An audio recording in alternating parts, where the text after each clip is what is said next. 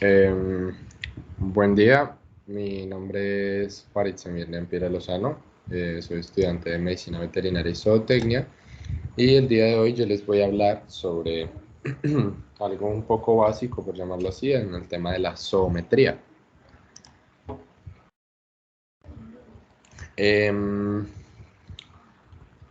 ¿Qué es la zoometría? Listo, entonces, bueno, pues, la zoometría se basa en la toma de medidas eh, precisas de diferentes partes del cuerpo. Permítanme acá yo saco una pluma. La zoometría se basa en la toma en las medidas precisas de diferentes partes del cuerpo de los animales para caracterizar diferencias entre especies, describir la anatomía del individuo en particular, identificar patologías o enfermedades y para evaluar su estado de salud y nutrición. Entonces, por medio de una serie de medidas, digamos, los zoometristas, ¿cierto? Son personas dedicadas a esta rama. Lo que van a hacer es generar, van a hacer ciertas medidas para identificar, digamos, dependiendo a la necesidad. Por ejemplo, como en el caso de la condición corporal de los bovinos, para la producción de carne y las vacas para la producción lechera.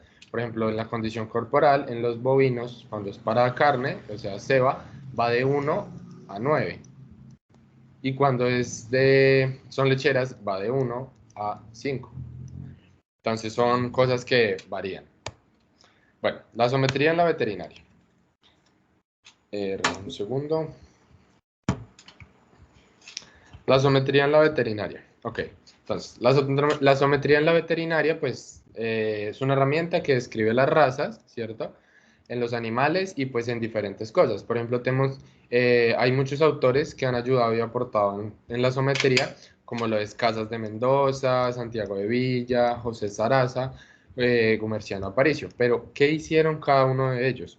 Bueno, pues el de esta foto es Santiago de Villa, ¿cierto? Anatomista. Entonces, Casas de Mendoza lo que hizo fue los elementos exteriores del caballo y jurisprudencia veterinaria. O sea, son libros que ellos han aportado, como por ejemplo Santiago de Villa, exterior de los principales animales domésticos, José Saraza, el exterior del caballo, y Gumersindo Aparicio, el exterior de los grandes animales domésticos. La utilidad. Bueno, esta rama debe ser utilizada como método de trabajo, ya sea para la definición de una población. Puede ser para morfotipo, paratipo y prototipo. Eh, entonces, el morfotipo son las cualidades que, por ejemplo, tiene este caballo, ¿cierto? Es muy diferente a fenotipo, aunque tienen ciertas similitudes, eh, como su definición cambia. Su función es bastante amplia, ya que la rama del trabajo nos ayuda a diferentes características de selección. O sea, esto a partir de ciertas medidas lo que abarca es un gran tema. O sea, siempre a partir de una medida vamos a encontrar otra medida y a partir de esa medida otra medida y a partir de esa medida otra medida y así sucesivamente. La aplicación de la geometría en la etnología actual. Eh, bueno, a pesar de que es un estudio de muchos años el cual ha estado mejorando, siempre es la hora de que todavía no hay avances tan grandes y siempre un sometrista debe saberse las medidas exactas. O sea, el porcentaje de ellos de error debe ser muy bajo, porque si ellos tienen un porcentaje de error alto, lo que van a hacer es dar mal medidas y dar mal características, lo cual va a llegar a un mal estudio. Generalmente la sometría se utiliza también para muchos estudios. Bueno, las medidas lineales. Eh, La metodología en la obtención de medidas. Para obtener una medida lineal se deben de tomar las cuatro patas formando un rectángulo, ¿cierto? Como en este caso que tenemos acá el caballo, aunque en este caso perfectamente no está haciendo un rectángulo, ¿cierto? Equilibrado tiene que ser, pero cumple más o menos. Por ejemplo, acá tenemos una pata, acá tenemos la otra pata, acá tenemos la otra pata y acá está la otra. Las medidas se toman por el lado izquierdo. Siempre, generalmente, pues ya es por tradición, como lo menciono acá, uno se sube a un caballo por el lado izquierdo. Generalmente las cosas se hacen por el lado izquierdo en cuanto a las medidas geométricas. Y esto se toma sobre planos horizontales, o sea, no puede haber una curva de nivel porque pues va a ser que el caballo tal vez, no sé, el animal en este caso el caballo puede que se recoja, entonces haya una medida diferente en la cavidad torácica, bueno.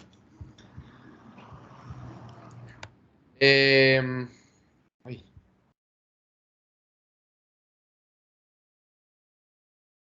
segundo que no sé por qué esto empezó a dejar las marcas. En la obtención de medidas, ¿cierto? Qué pena, un segundito. Ya. La obtención de medidas, por ejemplo, en los ovinos, siempre la obtención de medidas se recomienda hacer apenas estén esquilados. ¿Por qué? Pues las ovejas, los ovinos, lo que pasa es que su lana es demasiado ancha, o sea, tiene una pronunciación muy alta. Entonces, a la hora de tomar una medida nos va a dar un dato muy diferente a que si, o sea, si tomamos una medida acá, mientras la oveja está con su lana, va a ser muy diferente a si tomamos una medida en ese mismo punto a si la oveja está recién esquilada. Ay, no sé por qué está...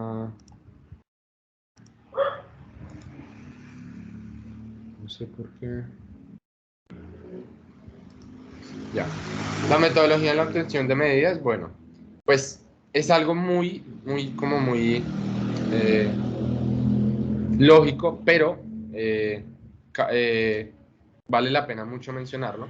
Por ejemplo, las madres gestantes van a generar una alteración muy grande. Por ejemplo, en este caso podemos ver cómo está su perímetro abdominal y torácico que están muy alterados. Entonces, tomar una medida no nos va a servir de absolutamente nada porque nos va a dar algo 100% alterado. El material que se utiliza para la obtención de medidas, bueno, tenemos la cinta bovinométrica, que es, por ejemplo, esta que está acá. Tenemos el bastón hipométrico, tenemos el compás de brocas, calibrador, pelvímetro. El pelvímetro es este que está acá, este que está acá. Goniómetro, o sea, estos son unos de los principales que se utilizan en cuanto a en la obtención de medidas. Entonces, los puntos topográficos y medidas habituales. Entonces, tenemos las medidas lineales, ¿cierto? La alzada, anchura, longitud y profundidad. A partir de la alzada, anchura, longitud y profundidad surgen muchísimas más, pero, o sea, hay como algo que, bueno, es como por decirlo, como se menciona. Eh, ¿Dónde está esto? ¿Por qué me parece así? Ya. La alzada son las medidas de Em, la alzada, pues, son las medidas perdón, son las medidas del esqueleto axial, cinturón torácico y pélvico y se obtienen de manera dorso-ventral. O sea, dorsal arriba, ventral abajo, o sea, de arriba hacia abajo.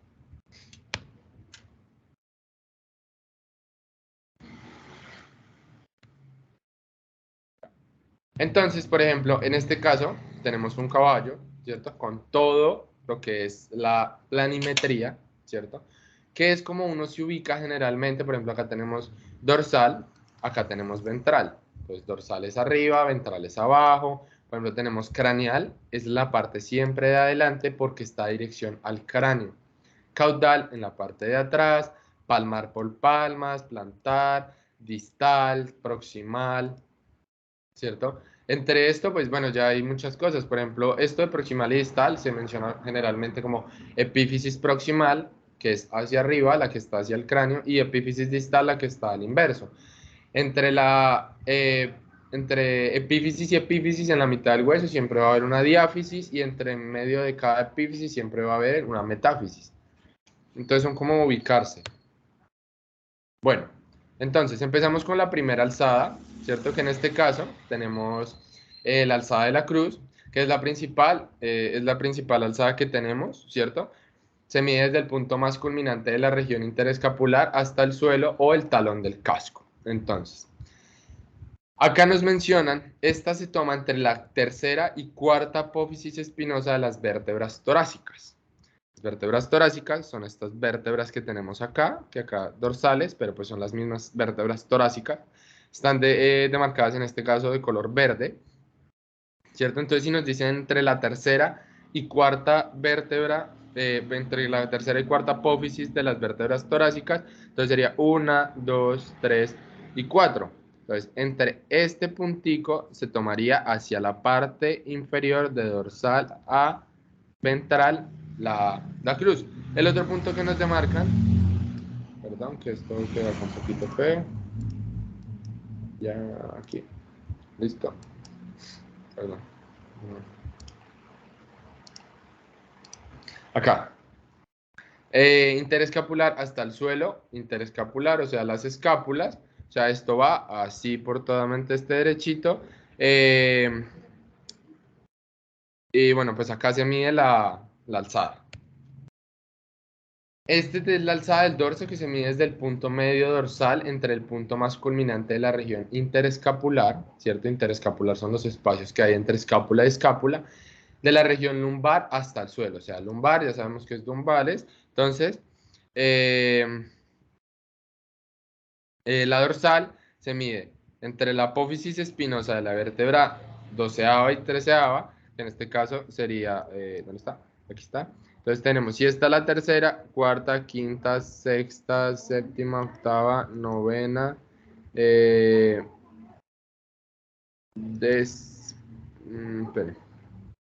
Cuarta, quinta,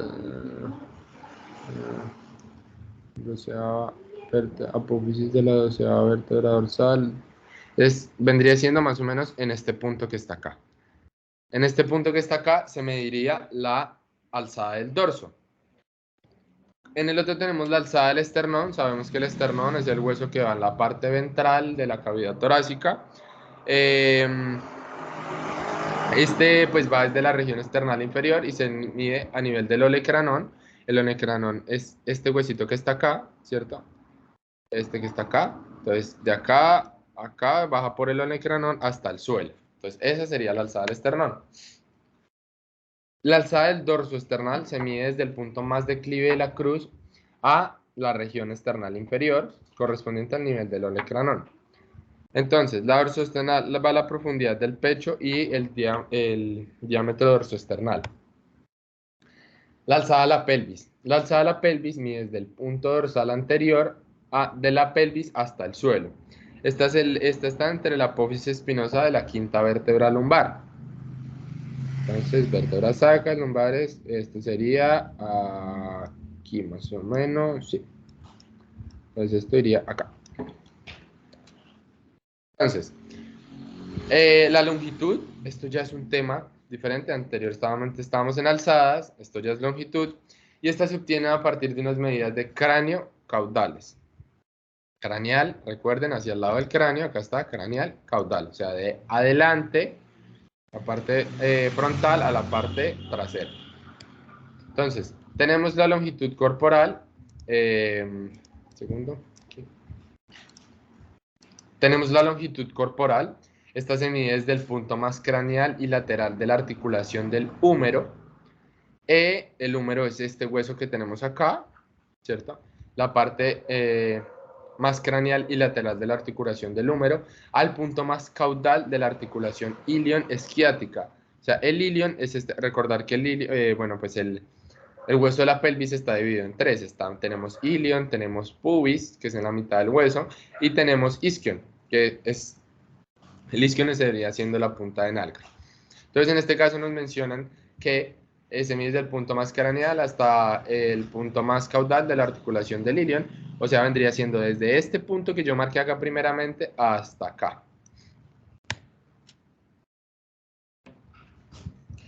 La longitud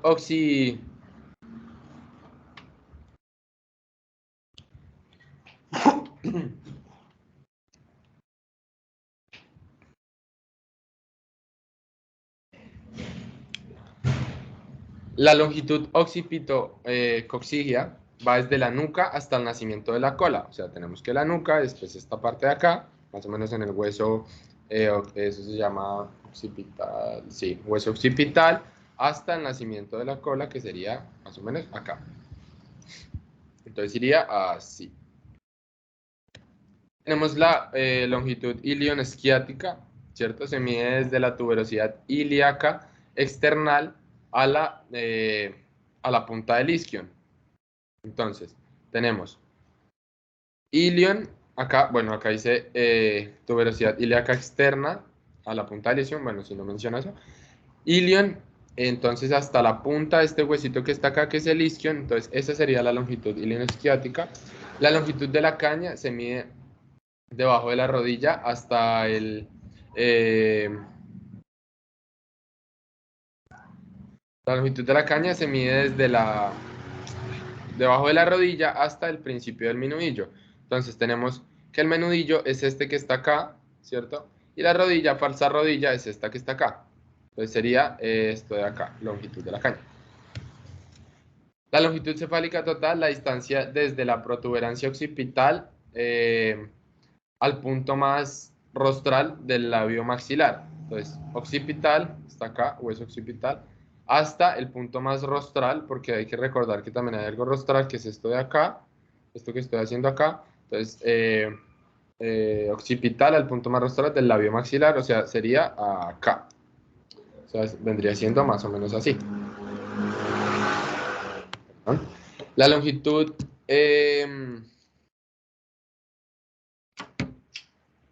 esta es la longitud hasta la nuca, esa es la distancia entre la distancia entre la articulación atlanto-occipital y la inserción de la cola por la línea media dorsal a lo largo de la columna vertebral.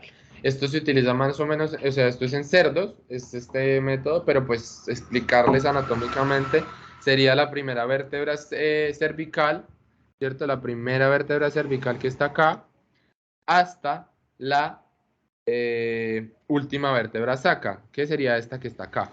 O sea, esto va así. La longitud del codo y la cruz es la distancia entre el codo y la parte más alta de la cruz. Entonces sería desde aquí. Ay, perdón, la falsa rodilla. Perdón. Esta. Falsa rodilla. Recordar que esto es plantar y esto es palmar. La falsa rodilla es la parte trasera. Entonces es en la parte de atrás, donde se encuentran los tarsos. Está la nuca, codo cruz. Ok, la longitud de la espalda es la distancia lateral entre el borde anterior de la espalda o la punta del hombro y la punta de la nalga. Entonces, bueno, acá tenemos la primera tabla, ¿cierto? Entonces nos dice que esto es, bueno, estos son, digamos, como razas, ¿cierto? Limousin, Bruna del el Pirineus, Toro de Lidia, Blonde de Aquitanie, Frisona. Y acá nos dicen que acá tenemos media, como dato principal, en centímetros. Y nos dice que tenemos, eso se llama, ay, bueno, en este momento no recuerdo el nombre, pero esto se utiliza, esto que está acá, se utiliza para, es la variabilidad de los datos. O sea, estos datos tienen una variabilidad de 3.29 datos, esto tiene una variabilidad de 5.53, o sea, es la variabilidad que hay en los datos, más o menos para que me entiendan. Entonces nos dicen que el promedio de la longitud cefálica, también cuál es la longitud cefálica, la distancia entre la protuberancia occipital al punto más, o sea, esta de aquí, la que teníamos en el rostro, en la cara del caballo, nos dice que está de 48.6 centímetros. Eso sería, y por ejemplo, la anchura cefálica, vamos a buscar la anchura cefálica. Bueno, la anchura cefálica, eso aún no ha aparecido, eso es más adelante. Hasta ahora hemos visto alzadas y longitudes. Entonces, ahora obtenemos puntos topográficos y medidas habituales. Entonces, en este caso tenemos la anchura, ¿cierto? Que estas son medidas obtenidas por medio de medidas latero-lateral, o sea, de un lado al otro. Y entonces vamos a empezar con la primera, que sería la anchura bicostal, la anchura torácica, llamada también así. Entonces, la anchura máxima de la región torácica a nivel del arco de la quinta costilla. Y es la mejor base respectiva para donde encontramos por detrás del codo, donde las costillas permanecen casi siempre fijas. Primera, segunda, tercera, cuarta y quinta costilla. O sea, esta medida va de aquí a la otra costilla. para saber la anchura bicostal. Ahora también tenemos la anchura entre encuentros, la anchura entre los puntos más craneales y laterales del húmero. El húmero es este que está acá. Los puntos más craneales y laterales, o sea, este que está acá, del húmero en su articulación escápulo-humeral, o sea, esta que está acá. O sea, esta va de un lado al otro para ver la anchura de los encuentros. La anchura craneal, pues es la anchura mínima del hueso frontal. El hueso frontal es este hueso que tenemos acá, donde está más o menos el puntico del donde dice cráneo. Tenemos la anchura interiliaca, volvemos al ilion, entonces sabemos que la anchura máxima entre las tuberosidades laterales del coxal, ¿por qué? Porque, bueno, esto es hueso pelviano, pero en este hueso pelviano está dividido por dos, que es coxis izquierda, coxis derecha. Entonces acá tenemos ilion, ilion, pubis, isquion, isquion, pubis. ¿Listo? Se dan cuenta, acá esto es un mal dibujo, tan, acá esto es el... O sea, eso es más o menos, está malísimo dibujado, pero pues es como para que entiendan que el hueso pelviano está dividido en dos. Tenemos esta es la otra tabla, ¿cierto? Que son las medidas del tórax, ¿cierto? En este caso tenemos diámetro bicostal y perímetro recto torácico. Esta tabla es para lo siguiente que vamos a ver, ¿cierto? Tenemos diámetro bicostal en hembras y en machos. Uy, ¿dónde está la línea? Se me pierde. A ver si la puedo poner un poquito más grande. No. Vamos a cambiar como de color. Así. Tenemos en hembras y en machos. Ah, bueno, desviación estándar. La desviación estándar, pues, es la dispersidad de datos que hay frente a la media, ¿cierto? Entonces, la media es esto que está acá. Y, pues, es lo mismo que el promedio. La media es el mismo promedio. Entonces, hay una dispersidad de datos de 15.17% frente a 37,5% de promedio que hay en las hembras en el diámetro bicostal. Entonces tenemos ahora los perímetros. Tenemos el perímetro rectotorácico, que este se debe tomar a nivel de la punta dorsal, mmm, más declive de la región interescapular, dorsal, y la región esternal, bueno, esternón, vamos a buscar acá el esternón, esternón en la parte de abajo, recordemos, ya me acordé. Uy, no, en verde casi no se ve. Oh. Esternón es este que está acá. Entonces tenemos más declive hacia abajo de la región interescapular y la región esternal inferior corresponde al nivel olecranón, que es este que está acá, esto que está acá. A pesar de su gran fluctuación, bueno, ok. Entonces, esto baja por el esternón hacia el olecranón derecho, o sea, en la región interescapular que baje derechito hacia el olecranón, es la medida entre la parte más baja del interescapular y el esternón que esté alineado con el olecranón. Tenemos el perímetro de la caña anterior y el perímetro de la caña posterior, que el perímetro se toma en la pared más estrecha del hueso metacarpo, en este caso sí acá vamos a hacer el metacarpo, que es este que está acá, y pues el otro en los metatarsos, que en este caso es esto que está acá abajo donde dice calcáneo, ahí abajito.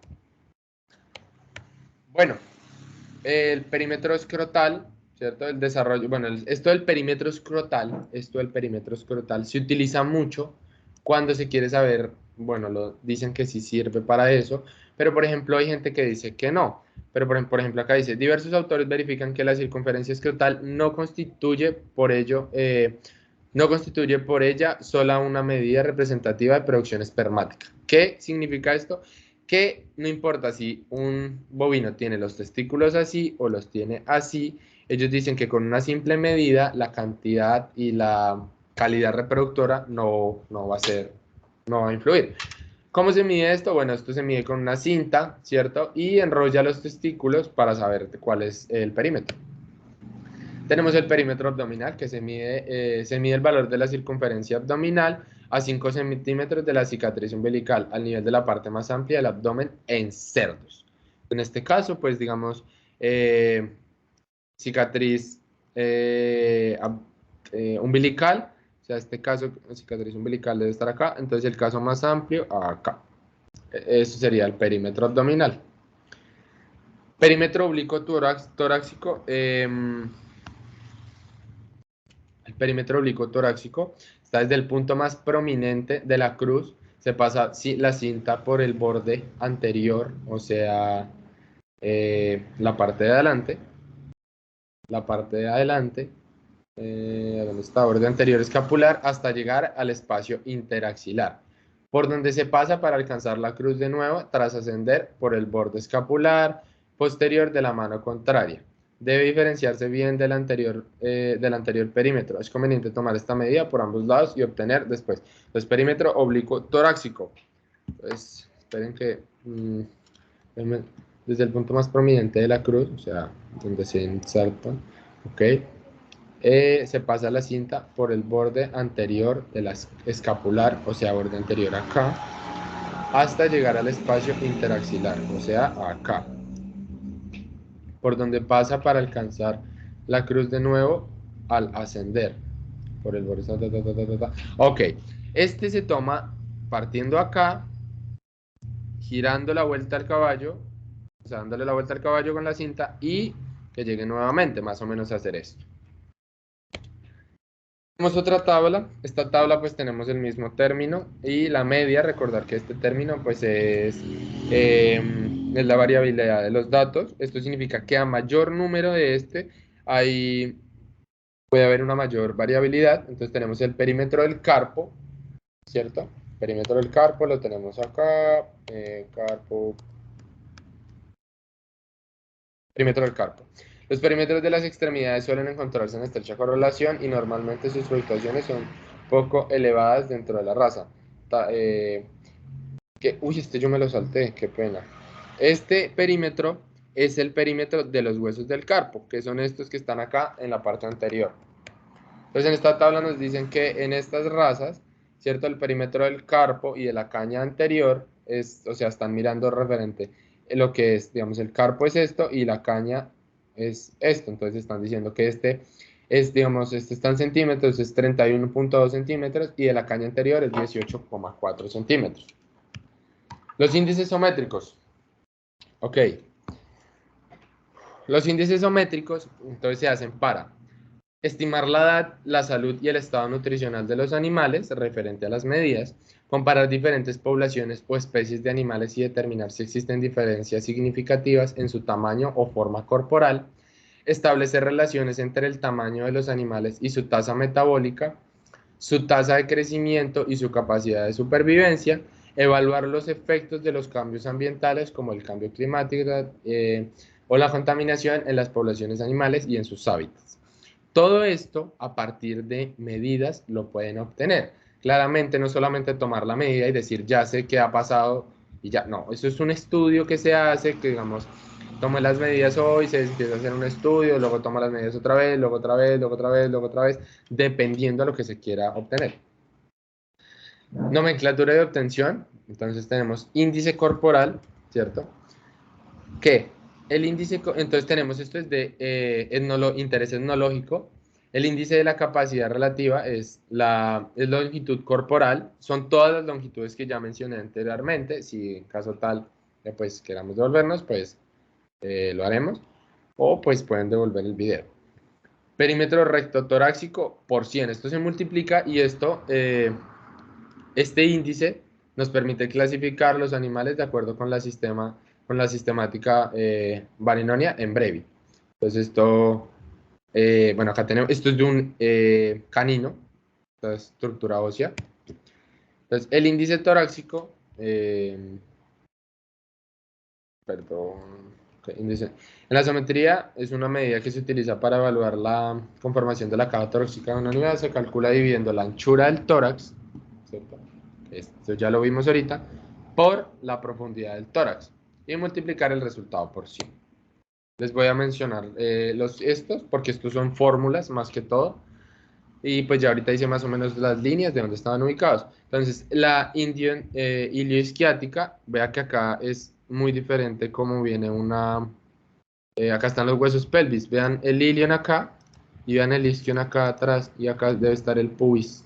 que es acá adentro. Entonces, es la anchura interilíaca por dividido entre la longitud iliosquiática por 100. Este índice nos indica la relación entre anchura y longitud de la pelvis, lo que refleja una pelvis proporcionalmente más ancha que larga o al revés. El índice de compacidad es el peso relativo, es el peso vivo por la alzada a la cruz, por 100. Bueno, acá tenemos otra tabla, ¿cierto? Donde nos dice índice corporal y índice torácico. Esto es de un estudio que, digamos, realizaron personas en sus fincas, ¿cierto? Y empiezan a mirar todos estos índices respecto a los animales, ¿cierto? Entonces empiezan a tomar un grupo de animales, sacan y miran más o menos el promedio de cómo es esto, que está la media de esto. Entonces, digamos, un ejemplo, en una media, en una cierta cantidad de bovinos, empezó a tomar el índice corporal, hizo las cosas, le salió el resultado y eso fue lo que le voy a colocar.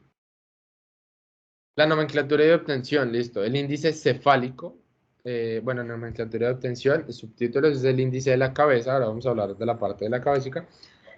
Es el índice cefálico, es la anchura de la cabeza por la longitud, dividido entre la longitud de la cabeza, por 100.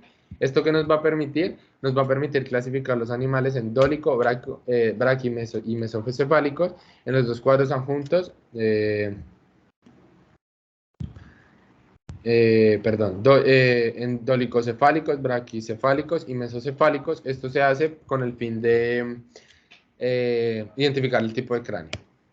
El índice craneal es la anchura del cráneo dividido la longitud del cráneo por 100. Esto según el índice obtenido, pues designaremos la raza como dólico, meso o braquicraniota. El índice facial es la anchura, todo lo que estamos hablando es de esta parte de acá, ¿cierto? Pues el cráneo. Entonces, la anchura de la cara, la longitud de la cara por 100, bueno, esto según el índice obtenido, designaremos la raza como dolicomeso o braquiprosopia. Este es braquicraniota, estas son mesocéfalos, o sea, estos son. Entonces, ¿la diferencia cuál es? Entonces, en este caso, cómo se va a designar es dolicocefálico, en este caso sería dolicocraniota, y en este caso sería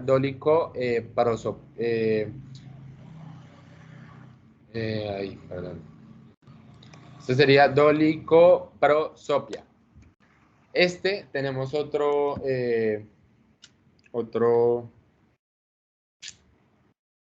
un índice cefálico de, por ejemplo, pura sangre inglés, caballo, estas son las razas, y acá tenemos un índice cefálico, es este que está acá. Entonces, para ver el tipo de cráneo que tiene él, y pues esto es el CB, ¿cierto? Que esto era lo que les mencionaba ahorita, esto es la cantidad de desviación de los datos que hay frente a este.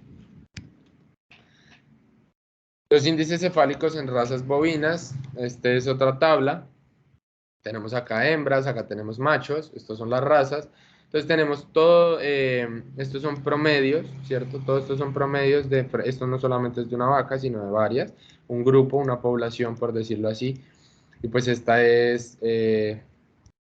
es mencionado así, C.V. Listo. Entonces tenemos la nomenclatura y obtención de la aptitud lechera.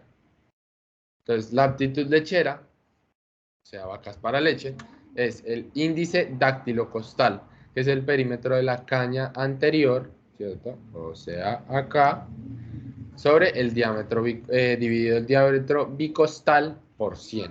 Bicostal, ¿qué es? Bicostal es las costillas de acá y las costillas de acá en su punto más ancho.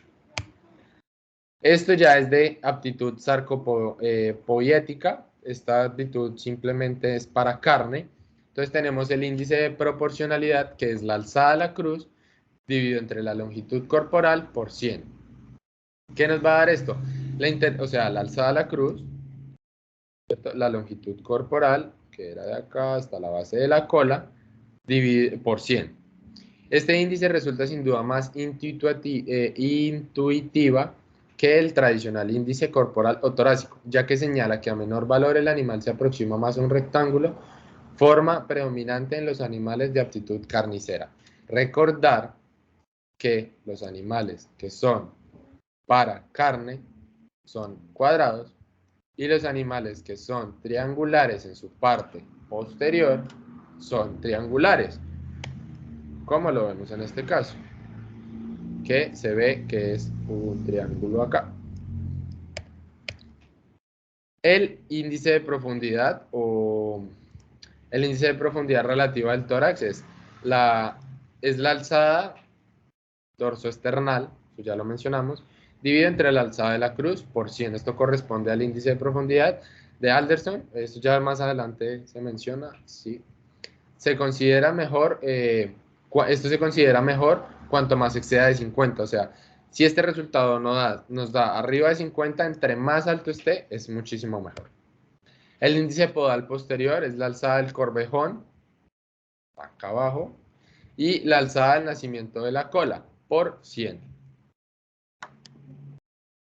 El índice ilioisquiático transverso es el diámetro biciliaco dividido entre la alzada de la cruz por 100. Esto se considera mejor, perdón. Esto se considera mejor cuanto más alto esté de 33. El índice ilioisquiático longitudinal es el diámetro ilioisquiático dividido entre la alzada de la cruz por 100. Esto se recomienda que no pase mucho de 37. El índice grueso relativo de la caña es el perímetro de la caña anterior dividido entre la alzada de la cruz por 100. Acá tenemos otra tabla, ¿cierto? Que entonces tenemos un bovino, ovino y equino. Entonces esto es para ver más o menos su masa. Se realiza la fórmula y por ejemplo en este caso tenemos 86.4, que recordar que esto dice que tiene que dar, o sea, digamos a la hora de hacerse, si está bien hecho, perdón, esperen, organizo la idea. Ya, que señala que a menor valor el animal se aproxima más a un rectángulo. Forma rectangular. O sea, esto debe tener un valor no muy alto. Entonces, tenemos la nomenclatura y obtención de aptitud motora. El índice de carga de la caña es el perímetro de caña anterior dividido por el peso vivo por 100. El índice dactilotorácico o metacarpo torácico es el perímetro de caña anterior dividido entre el perímetro recto torácico por 100. Pues esto en caballos es un índice menor, indica un tipo más alto de patas y más liviano, tendente a un tipo de velocidad. Un aumento en este índice indica una tendencia hacia un tipo de fuerza. Estos ya son otros índices, ¿cierto? Como el índice de Anamorphis, que es el perímetro recto torácico elevado al cuadrado, dividido entre la alzada de la cruz. Todo esto lo tienen que tener los zoometristas para poder realizar sus estudios. Coeficientes de proporcionalidad corporal es el índice de compasinidad dividido entre el índice corporal por 100. El índice de graciolidad subesternal, alzada al esternón, y la alzada dorsoesternal. Dorsoesternal, acordar, el esternón es este que va acá y la dorsoesternal es esta que va acá. Entonces sería, digamos, la alzada de esternón dividida entre la alzada dorsoesternal nos va a dar el índice de gracialidad subesternal. El índice auricular del auricotoras auricular es la longitud de la oreja dividida entre el alzada hornoesternal, aunque realmente hay muchísimas más longitudes zoométricas que hicieron falta, pero yo mencioné como las más importantes. Este resultado se va a multiplicar por 100 y esto nos va a permitir evitar las variaciones de la longitud de las extremidades. Acá tenemos otra tabla, el índice de Anamorphis y índice dactilotorácico, que está acá, dactilotorácico, ¿cierto? Que es el perímetro de la caña anterior, y el de Anamorphis, que es el perímetro recto torácico al cuadrado dividido entre la alzada de la cruz. Acá tenemos los resultados, esto siempre va a estar promediado, entonces, bueno, caballo de silla, caballo criollo, caballo... Esto no, estos sí son de un solo un solo, digamos, sujeto para el estudio. Acá nos está mirando una población como tal. Tenemos índices morfológicos de Alderson. Alderson, bueno, son unos estudios, entonces tenemos estos para mencionarlos. ¿Qué pasa con estos estudios? Estos estudios se utilizan siempre para comparar una raza de la otra o una población como tal. Entonces tenemos primero, son 8, tenemos el índice de peso, que es la longitud corporal por la alzada dorsoesternal, ¿cierto? Tenemos la alzada inclinada, que es la alzada a la cruz, menos external por la anchura biciliaca más la anchura bicostal. Esto totalmente son fórmulas, ¿cierto? Esto totalmente son fórmulas, entonces acá están muy bien explicadas si desean verlas. Ahí lo voy a dar un momentico. La aproximación de peso corporal utilizando medidas corporales. Entonces, esto, el diámetro bicostal, recordar que es lo de la parte más extensa de las costillas de la una hacia la otra, dependiendo, esto el peso, entonces, a mayor diámetro bicostal, por ejemplo, vean que acá tenemos 60 centímetros, hay una mayor cantidad de pesos en kilogramos. Entonces, si sabemos que acá, si sabemos que acá es 60 y acá es 40, esto más o menos debe venir siendo, yo creo que un 50 y 40, 50 debe ser la mitad, 54, 53 más o menos centímetros. Dice que va a pesar 600 kilogramos. Y bueno, la pimetría es lo que se encarga de mirar morfológicamente la clasificación de las abejas, que son seres muy importantes para la subsistencia de nosotros en la Tierra. Esta foto es tomada por mí en un curso que realicé de apicultura en el departamento de Boyacá. Estas abejas son apis melíferas africanizadas. Esto es una parte de cera de lo que ellos realizan. Entonces, la apimetría también, en la zoometría también hay, bueno, esta es otra rama que está encargada de estos seres que son tan importantes para nuestra subsistencia. Bueno, tenemos la bibliografía y creo que esto sería de manera sencillamente explicada algo de zoometría. Mi nombre es Farid Samir Niampira Lozano, espero les haya servido y bueno, soy estudiante de la Universidad Cooperativa de Colombia, tercer semestre de Medicina Veterinaria y Zootécnica. Espero les sirva y no siendo más, me despido. Hasta luego.